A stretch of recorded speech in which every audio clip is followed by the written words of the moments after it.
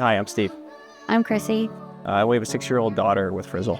And her name is Everly. She was 14 months. We had some genetic testing done and identified that she had this disorder identified as Frizzle, or she's missing a gene called FRRS1L. So we had a genetic appointment, and the information at the time was just that it caused severe loss of function and a shortened life. And there just was not a lot of literature on it. Anytime between that 1.5 and especially around 2 is when the kids start to regress. And so Everly had her 2nd birthday, and she was so happy and was sitting up and playing with her toys and just so cute. Shortly after her 2nd birthday, right?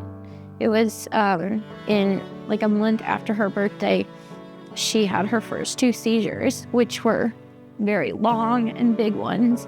And she right away just progressed and lost her abilities.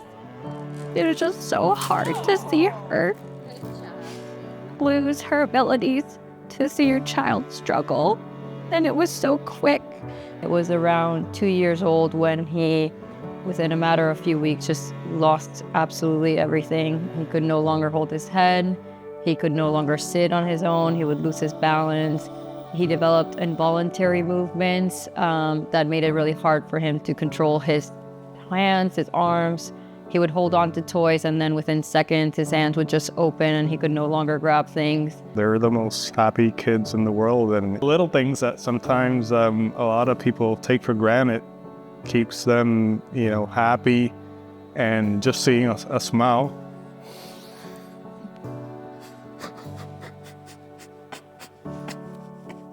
This is a disease. It is extremely debilitating. It is progressive, but we know for a fact that based on the data that we have so far, that the researchers have so far, there is a likelihood that maybe our kids or other younger kids can have normal lives.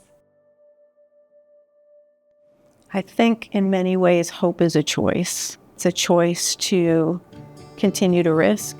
It's a choice to continue to reach and to grow. And that's exactly what our team here is doing for Frizzle and in partnership with Finding Hope for Frizzle.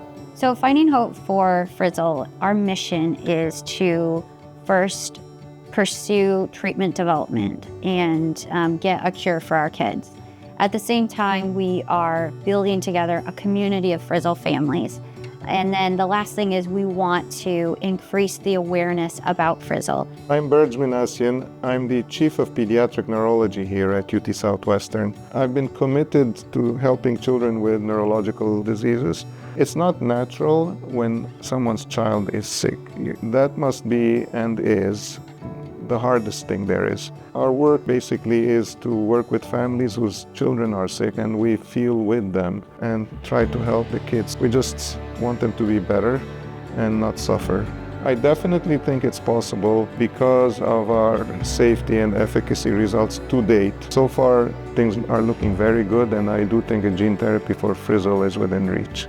I'm responsible for the preclinical part of this project, which, like any other gene therapy trial, involves using animal models. In this case, we're using mice, and we'll be designing and executing experiments using the mice to test the gene construct, which will eventually be used in human patients in terms of safety and efficacy. So far, after more than a year of work, there's no signs of toxicity, so that's a very good sign. Mind you, eventually for FDA approval, we need to go through other animal models also to prove safety. But usually if it's safe in the mouse, it's going to be safe in other animal models. There are tests that you do in mice to see if it's behaving normally, doing the things that a normal mouse is supposed to be doing, how fast they walk, how much they stumble, do they have seizures or not, how's their memory, etc. In many of these parameters, all indications are that things look good and it looks like it's working. We are so excited to be at this stage of our journey. We raised the $400,000 at the beginning to be able to get everything going, to get the mice set up in the lab and to start treating them. And that was a huge, huge step. And now that we reached that, we have $100,000 that we need to raise to finish that piece. And so the next phase is the toxicology phase, which will require $1 million. And that is where they prove the safety of the treatment in the lab. And that is the amount that we need to get to the next step. After that, the next stage is we have to pay for the manufacturing of the actual treatment, which is crazy to think that like we're saying that like we are going to make the treatment that will go into our kids. And so that will be $3 million that we need to raise for that. And then at the very top of the mountain, when we finally reach it, is clinical trials. And that will be $2 million. We need you. We need the support because it's an expensive process. The preclinical work with the mice is expensive enough, and then there's a more expensive phases to follow in the clinical trials. These are transformative treatments. You're basically taking a child who is otherwise, meant to have all these problems lifelong and change in a fundamental way what will happen to them. So it's life-changing, it's life-giving. You have the opportunity to change their world. You have the opportunity to change our world. And you have the opportunity to change the world. Hope is within reach. I'm very optimistic. I don't even want to say, oh, let's be careful, maybe it won't work. But that's the whole thing about hope. You put the negative aside and go forward. Hope is in reach. Hope is within reach. Hope is within reach. Hope is within reach. Hope is within reach. Hope is in reach. Hope is within reach.